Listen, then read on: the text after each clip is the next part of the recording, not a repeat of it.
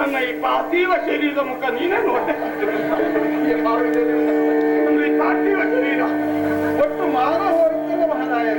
ಇನ್ನು ಏನು ಹೇಳಲಯ್ಯೋ ಕೃಷ್ಣ ಕೃಷ್ಣ, ಇನ್ನು ಏನು ಹೇಳಲಯ್ಯೋ ಕೃಷ್ಣ ಕೃಷ್ಣ. ಎನ್ನ ಘನ ಮಾನದಿಲ್ಲದಲ್ಲೋ ಕೃಷ್ಣ ಕೃಷ್ಣ,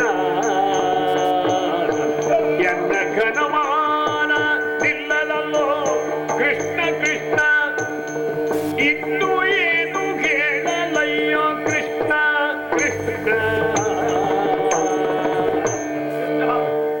ಎಷ್ಟೇ ಹೇಳಿರಿ, ಏನೇ ಸುತ್ತು ಬಳಸಿ ಮಾತಾಡಿದ್ರು ಈ ಪ್ರಸಂಗ ನಿನ್ ಕೈಯೊಳಗೆ ಉಂಟು ಅಂತ ನನಗೆ ಇವತ್ತು ಗೊತ್ತಾಯ್ತು ಕೃಷ್ಣ. ಈಗ ಗೊತ್ತಾಯ್ತಾ ಕೃಷ್ಣ, ನೀನು ಎಷ್ಟು ದೊಡ್ಡವನು, ನಾನು ಎಷ್ಟು ಸಣ್ಣವನು ಎಂಬುದು ಇವತ್ತು ಗೊತ್ತಾಯ್ತು ಕೃಷ್ಣ. ನನ್ನ ಗನ್ನವಾದ ಮಾನೆಲ್ಲವೂ ನಿನ್ನದಲ್ಲ ಕೃಷ್ಣ. ಹೌದು, ಈಗ ಬಂದು ಹೇಳೋದು. ನನ್ನ ಮಾನ ಹೋಗುವುದು ಒಂದೇ, ನಿನ್ನ ಮಾನ ಹೋಗುವುದು ಒಂದೇ. ಈಗ ಹೋದದ್ದೆಲ್ಲ ನನ್ನದೇ ಮಾನ ಅಂತ ಹೇಳುದಾ? ನಿನ್ನ ಮಾನ ಹೋಗುವುದು ಒಂದೇ, ದ್ವಾರಕ್ಕೆ ಮಾನ ಹೋಗುದು ಒಂದೇ ಅಲ್ಲೇನ ಕೃಷ್ಣ. ಈ ದ್ವಾರಾವತಿ ನನ್ನ ಮೇಲೆ ಇರ್ತದ ಮಹಾರಾಯ. ಇಲ್ಲ, ಹೋಗುವಾಗಲೇ ಬದಿ ಬಿಟ್ಟು ಹೋಗಿದ್ನ ಮೊದಲು ಹೋದ್ಮೇಲೆ ತಪ್ಪು ಹೋಯ್ತು ಕೃಷ್ಣ. ಹೇಳು, ನಾನು ನಿನ್ನಲ್ಲಿ ಏನು ತಪ್ಪನ್ನು ಎಸಗಿದ ಕಾರಣದಿಂದ ನನಗೆ ಈ ಶಿಕ್ಷೆಯನ್ನು ಕೊಟ್ಟೆ. ಹೇಳು, ನನ್ನಿಂದ ತಪ್ಪಾದ್ರೆ ದಾರುತ ಈ ತಪ್ಪು ಮಾಡಬಹುದಂತ ನೀನು 3 ಅಲ್ಲ 30 ಕೊಡು ತಗೋತಿದ್ದ. ಲೆಕ್ಕ ತಪ್ಪು 60 ತಗೋತಿದ್ದ. ಅಲ್ಲ, ನನಗೆ ಗೊತ್ತು ನೀನು ಆಗಾಗ ತಗೊಳ್ತೀಯ ಅಂತ ಕೃಷ್ಣ.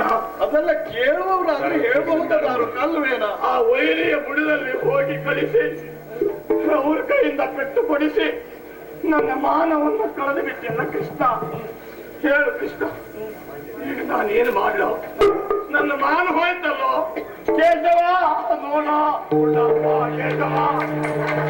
ಈಗ ನೋಡ್ಬೇಕಾದ್ರು ಕೇಶವನೇ ಆಯ್ತಲ್ಲ. ಈವರೆಗೆ ನಾರಾಯಣ ನಾರಾಯಣ ಅಂತ ನೋಡ್ಲಿಲ್ಲ, ಈಗಾದ್ರೂ ನೋಡ ಕೇಶವ. ಪ್ರಸಂಗ ಹೀಗಾಗೋಯ್ತಲ್ಲ.